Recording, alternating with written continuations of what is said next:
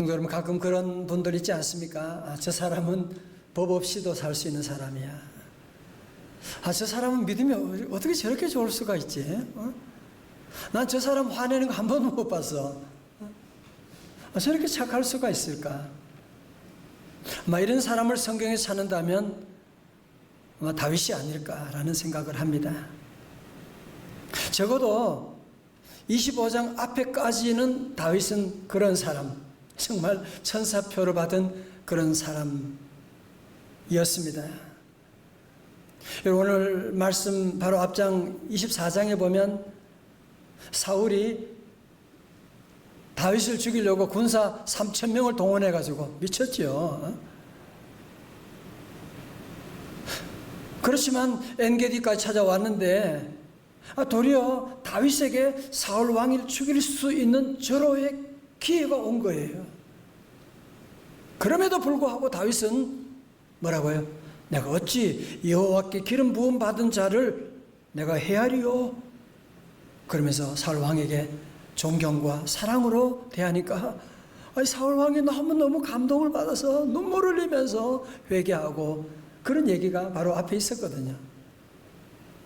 자, 그런데 오늘 25장에 와서는 지금까지 다윗의 모습과는 전혀 다른 모습을 보게 되는데요.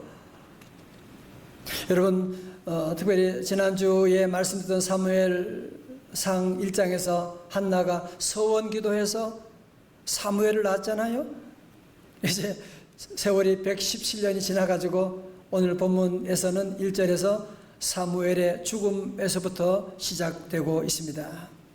자, 25장 1절 말씀 우리 다 같이 한번 읽어요. 시작. 사무엘이 죽음에 온 이스라엘 무리가 모여 그를 두고 슬피 울며 라마 그의 집에서 그를 장사한지라. 다윗이 일어나 바란 광야로 내려가니라. 아멘. 예, 여러분, 사무엘은 이스라엘의 마지막 사사이고 특별히 다윗에게는 그가 왕으로 기름 부어준 분이잖아요. 그죠? 다시 말해서 그에게는 영적인 멘토고 영적인 아버지와 같은 분이셨거든요. 그런데 그분이 돌아가셨다고 하는 것은 다윗에게는 엄청난 충격이죠. 이제 나의 영적인 멘토가 사라졌다. 영적인 아버지가 돌아가셨다. 다윗에게 엄청난 영적인 위기가 찾아왔고 이제 사무엘 선자마저 돌아가신 다음에 사울 왕이 이제는 얼마나 그전보다 더 다윗을 죽이려고 날뛰지 않겠습니까? 자, 그래서 다윗은 장례식에 참석도 못하고 엔게디에서 더 남쪽으로 이제 바란 광야로 사울 왕을 피해서 멀리 내려가게 되었습니다.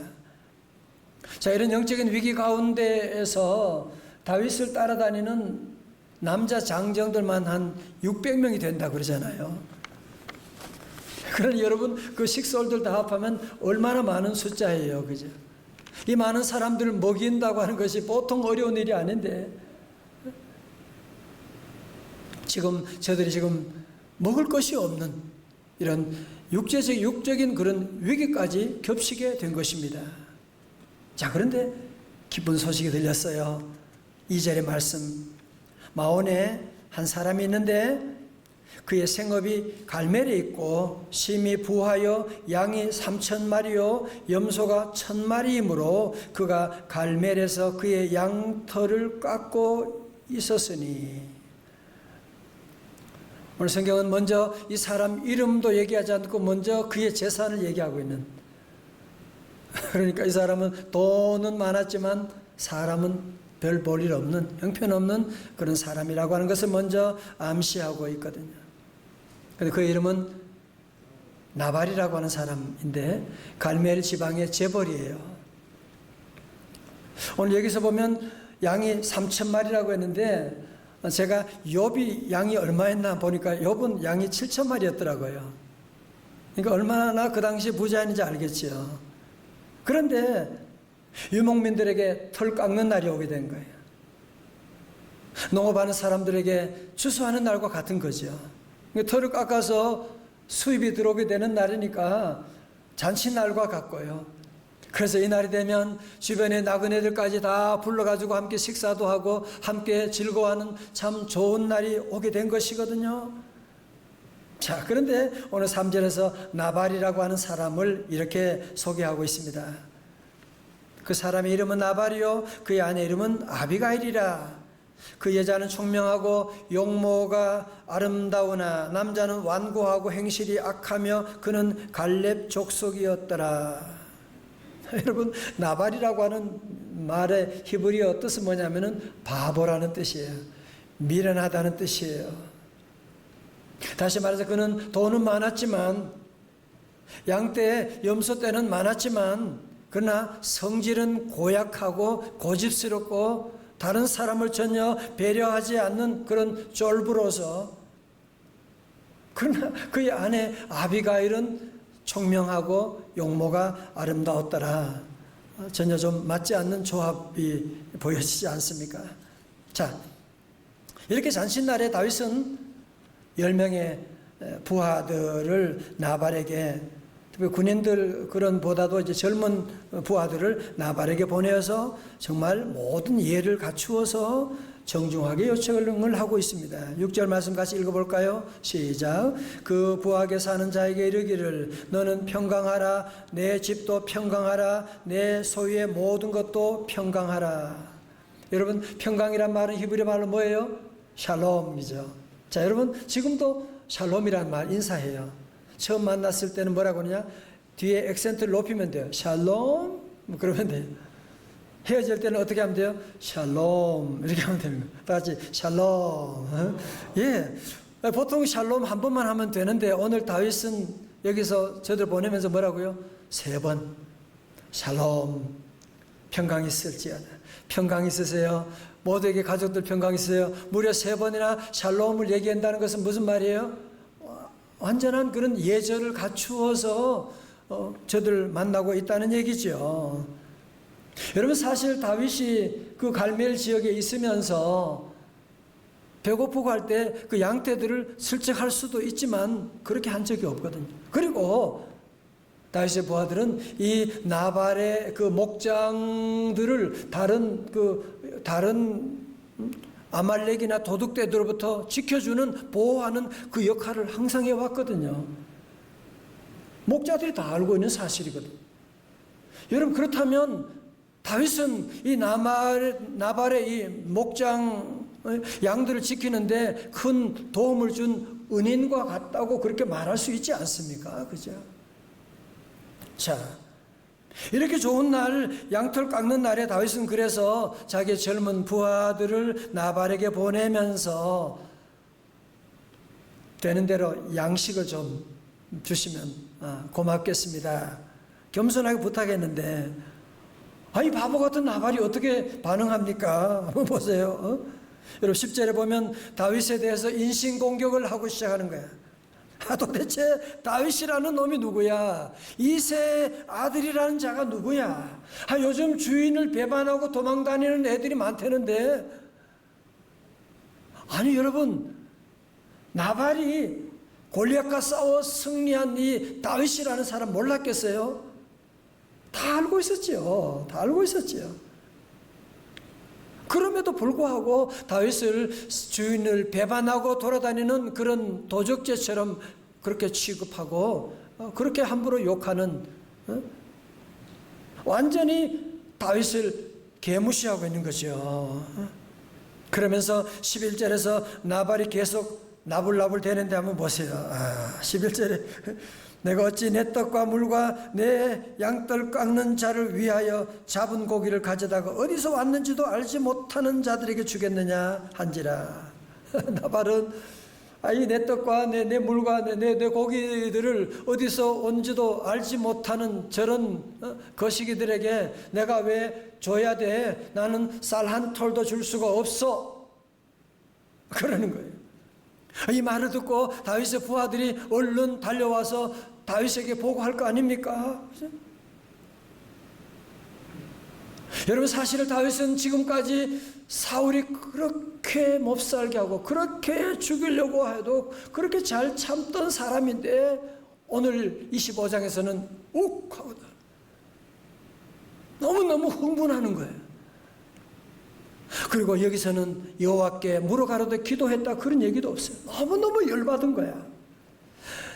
어떻게 저것이 나를, 그래도 내가 자기 왕이 될 사람인데, 임금이 될 사람인데. 자, 너무너무 열받아서 13절, 여러분도 열받았다 생각하면 읽어봐요. 시작. 다시 자기 사람들에게 이르되 너희는 각기 칼을 차라 하니 각기 칼을 차매 다윗도 자기 칼을 차고 400명 가량은 데리고 올라가고 200명은 소유물 곁에 있게 하니라. 22절을 보세요. 22절 시작. 내가 그에게 속한 모든 남자 가운데 한 사람이라도 아침까지 남겨두면 하나님은 다윗에게 벌을 내리시고 또 내리시기를 원하노라 하였더라. 아멘. 여러분, 지금 다윗은 이 나발이 한 말에 너무너무 화가, 이 아니 꼽고 더럽고 치사하고 유치하고 저런, 지금까지 사울의 그런 위협에는 그렇게 잘 참았지만 저것들마저 나를 무시하고, 여러분 사실 이 나발하고 가족들만 죽이겠다고 한다면 군사 5명 10명만 데려만 가면 되잖아요. 400명을 데려가는 거야. 다 칼을 차게 하고 가는 거야.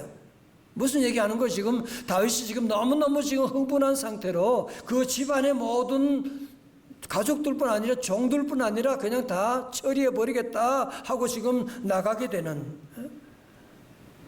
아니 지금까지 사울 앞에서는 그렇게 잘 참던 사람인데요, 한순간에 욱하고 일어나게 되고 더 이상 참지 못하게 되는, 아무것도 아닌 이 나발 같은 사람에게 지금 넘어질 지경에 놓이게 되는.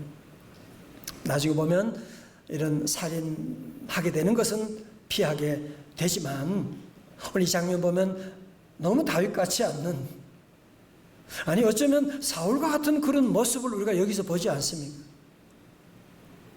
사는 성도 여러분, 저를 보세요. 우리도 그럴 때 있잖아요. 저렇게 사람 너무 좋아. 그런데 화가 나면 물불을 가리지 않고, 우리도 그럴 때가 있잖아.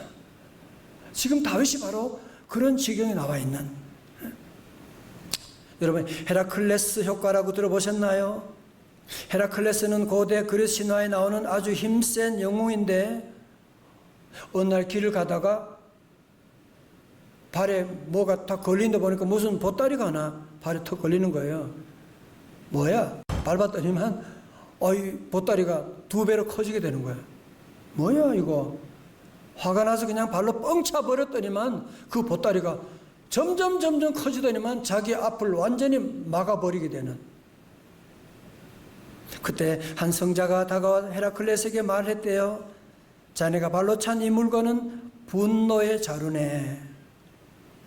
자네가 분노하면 할수록 이 물건은 점점 커질 것이고 반대로 더 이상 상대하지 않는다면 그것은 처음처럼 작아질 것이네. 정말 우리 귀담아 드려야 될 말 아니에요? 그죠? 여러분, 지난주 말씀드렸던 한나, 분이나 때문에 자기를 그렇게 욕하고 무시하고 너무 화가 났어요. 그래서 머리채 잡고 붙잡고 싸우게 되면, 그러면 어떻게 돼? 그 집안이 뭐가 되겠어요? 지옥이 되어버리고 말겠죠. 그러면 절대로 사무엘이 태어나올 수가 없는 거야. 오늘 본문에도 다윗이 너무너무 화가 났어요. 그래서 정말 자기 말대로 부하 400명 칼을 찬 부하들을 데리고 가서 나발과 그의 아내와 그의 가족을 다 죽이고 종들을 다 죽이고, 그랬다면 화는 풀렸다고, 잠깐 풀렸는지 모르겠지만, 여러분, 하나님께서 그렇게 자기 자신도 절제하지 못하고 자기의 동족을 화났다고 다 죽여버리는 그런 사람을 이스라엘 왕으로 세우시겠습니까? 그렇게 했다면 그가 지난 10년 동안 쌓아왔던 공든탑은 한순간에 다 무너져버리고 말지 않았겠습니까? 그래서 우리 성도들은 분노를 잘 조절할 줄 알아야 돼요.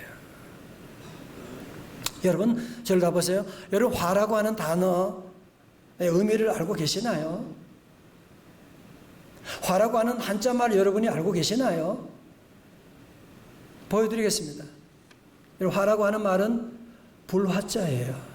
여러분 옆에 보세요. 불 타오르는 것처럼.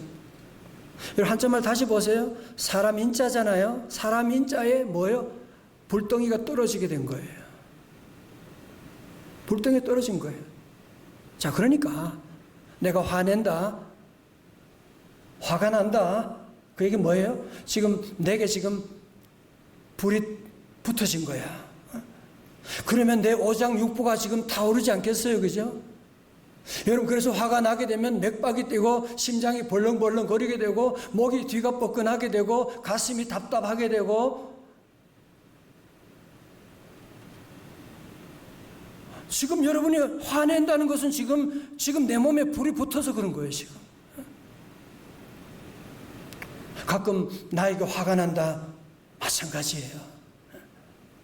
여러분, 그 화를 자녀들에게 쏟아 넣게 되면 아무것도 아닌 거지만, 여러분, 그냥 성냥 한 깹이 불, 조그마한 불이지만 그 불이 떨어지게 되면 어떻게 돼요? 그 자녀들에게, 사랑하는 아내에게 그냥 말 한마디, 그냥 화낸 것밖에 없는데 그 불이 아내와 아이들을, 남편을 그냥 활활 타오르게만, 모두가 막 흥분하게 되는 거야. 그래서 집안이 잿더미로 변해버리게 되는 그런 일들이 일어날 수밖에 없는 것이거든요. 그러면 우리 성도들은, 오늘 성경 그랬잖아요. 에베소에서 자녀를 노엽게 하지 말라 그랬거든요. 앉아서 엄마 미안하다, 반드시 사과하셔야 돼요. 아까 너무 피곤해서 그렇게 했는데 미안한데 너도 앞으로 좀 이렇게 좀 해주면 좋겠다. 그렇게 얘기를 하고, 엎어진 물이지만 여러분이 그렇게라도 푸셔야 돼요. 제가 얘기를 들어보면, 한의사들 얘기 들어보면 어린 아이들에게 화병이 그렇게 많대요. 너무 그 얘기 듣고 너무 가슴이 아팠어요. 화병이 많아요. 아이들인데도. 우리 부모들은 그냥 하는 말이 없고 그냥 한번 소리 지른 건데, 아이들은 그것을 엄청난 지옥이 오는 같은 그런 반응을 겪게 되는 거예요. 여러분, 그렇기 때문에 우리 성도들은 화가 날 때 여러분이 기도하고 문제를 여러분이 풀어나가는 걸 오늘 말씀 가운데 새롭게 정리하셔야 돼요. 자, 분노에 대한 성경 몇 구절을 한번 같이 찾아보겠어요? 잠언 29장 22절에 노하는 자는 다툼을 일으키고 성내는 자는 범죄함이 많음이라. 화가 그냥 화가 아니에요. 그 불나게 되면 그 뒤에 범죄함이, 사고가, 살인이 따라오는 거예요. 잠언 12장 16절 다 같이요. 시작. 미련한 자는 당장 분노를 나타내거니와 슬기로운 자는 수욕을 참느니라. 아멘. 화날 때 여러분 얼굴에 표시하지 말아요. 주님 생각하고 십자가 생각하고 참고. 자, 세 번째로 야고보 1장 19절 보니까 119더라고요. 요절 말씀인데요. 여러분 119 다 기억하셔야 돼요. 시작. 내 사랑하는 형제들아, 너희가 알지니 사람마다 듣기는 속히 하고 말하기는 더디하며 성내기도 더디하라. 왜 그래요? 20절에 사람이 성내는 것이 하나님의 의를 이루지 못함이라. 아멘. 에베소 4장 26절에서는 분을 내어도 죄를 짓지 말며 해가 지도록 분을 품지 말고. 어떤 사람은 겉으로 화를 표현은 안 하는 것 같은데 속에 분을 품고 있는 사람, 또 위험해요. 왜? 지금 내 속에 불을 품고 있으니까 더 위험하지. 가만히 있고 얘기 안 하는 것 같은데 어느 날 뻥 터지게 되는. 그러지 말아요. 왜? 그 다음 주에 뭐라고요? 마귀에게 틈을 주지 말라 그랬어요. 여러분, 화를 내면 마귀가 옆에서 혼수 드는 거 아세요? 그래, 네가 참으면 안 돼. 넌 너무 지금 불공평한 대우를 받고 있는 거예요. 그래, 잘한다 잘한다. 마귀가 지금 박수 치고 있는 걸 여러분이 거기에 넘어가면 마귀의 종이 되어버린 걸 여러분이 아셔야 돼요. 자, 말씀을 정리하면서 사랑하는 성도 여러분, 오늘 말씀 보면서 어때요? 다윗 같은 사람도, 그렇게 착한 사람도, 그렇게 믿음 좋은 사람도 한순간에 이렇게 욱하고 일어나는 이런 때도 있었구나. 오늘 저와 여러분도 이런 경우들이 누구나 다 있는 것 정상이에요, 그것도. 그러나 우리 성도들이 늘 나도 어쩌다가 이런 끔찍한 대형 사고를 칠 수 있는 잠재력을 가진 사람이라고 하는 사실을 우리 모두는 인정하고, 우리 삶 가운데도 최악의 상황이 올 때가 있잖아요. 그때도 우리는 최선의 선택을 하려면 어떻게 해야 되느냐? 첫 번째로 철저히 자신을 불신하고 자신을 믿지 말고 오직 우리는 하나님을 믿으셔야 돼요. 다 같이 아멘. 성도 여러분, 우리가 보는 것이 여러분이 얼마나 봅니까? 여러분이 아는 것이 얼마나 다 알고 있는가요? 여러분이 본다고 하지만 지금 이 뒤에 벽에 무슨 게 안 보이잖아, 그지? 우리가 알고 보는 것은 겨우 빙산의 일각밖에 없는데, 그 짧은 인포메이션 가지고 함부로 화를 내고 그러면 우리 자신을 절대로 불신해야 돼. 나를 부인하고 오직 하나님 한 분만 믿으시기를 주님의 이름으로 축원합니다. 두 번째로 성도들은 화가 날 때 어떻게 하느냐? 어디로 가야 되느냐? 한나가 어떻게 했어요? 화가 날 때 하나님의 성전에 가서 여호와 하나님 앞에 나가는, 우리 성도들은 화가 날 때 주님의 십자가 앞으로 나가야만 합니다. 우리 성도들은 주님의 십자가 앞으로 나가서 십자가를 붙잡고 한나처럼 여호와 앞에 나가서 나의 모든 원통한 것을 하나님께 다 토하고 기도하고 나가는, 하나님 너무 힘들어요. 하나님 너무 속상해요. 하나님 너무 어떻게 할지 모르겠어요. 하나님 앞에 여러분이 다 토하고 나가면 하나님이 다 어루만져 주시고 사무엘의 복을 내려주시는데, 화난다고 피고하듯이 집어 던지고 그러면 여러분이 사무엘의 복은 받을 생각을 하지 말으셔야 돼요. 자꾸 자녀들에게 화를 쏟아내면 자녀들에게 정신적인 장애인을 만든 건 여러분이 아셔야 돼요. 자녀 키울 때 힘들죠. 속상하지요. 주님 앞에 나와야 돼요. 주님, 어렵습니다. 대신망대 드렸던 십자가 있잖아요. 여러분 그거 꼭 붙잡고 함께 여러분 기도하십시오. 갈라디아 2장 20절 말씀 시작. 내가 그리스도와 함께 십자가에 못 박혔나니 그런즉 이제는 내가 사는 것이 아니요 오직 내 안에 그리스도께서 사시는 것이라. 아멘. 제가 40년 전에 신학교 다닐 때 영세교회 김종수 목사님이라고 계셨어요. 이분이 설교하면 늘 하던 말씀이 있어요. 천국 방언이라고 하면서 늘 따라하게 하시는데, 첫 번째, 얘야 괜찮다 다 모르고 그랬는 걸 뭐. 다 같이 시작. 얘야 괜찮다 다 모르고 그랬는 걸 뭐. 두 번째는 얘야 괜찮다 다 나 때문이다. 시작. 얘야 괜찮다 다 나 때문이다. 아멘. 우리 성도도 다 이제 우리 모두가 다 부족한 사람, 다윗같이 실수할 수 있는 사람들이에요. 그래서 우리 예수님 믿으셔야 돼요. 그래서 나는 죽고 예수님으로 살고 주님 이번 주간도 모시고 나아가게 되면, 주님 바라보게 되면 어떤 사단의 유혹도 나발의 유혹도 우리 안에 분노도 넉넉히 이겨나가는 그런 성도들 다 되시기를 주님의 이름으로 축원합니다.